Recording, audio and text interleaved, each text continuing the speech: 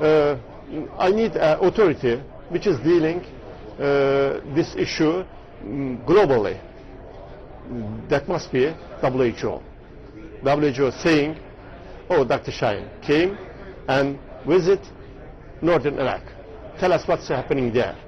I will be able to speak more comfortable after this visit, not now. Then, if they are saying, we need your support, I'm saying, I'm ready. I can't do more than that. I can give all my body for this issue, I'm saying.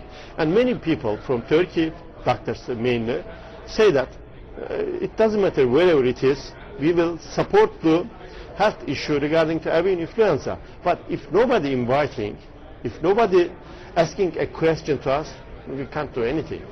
If there is any necessity comes, we are ready. Life has no reset button. Think safety.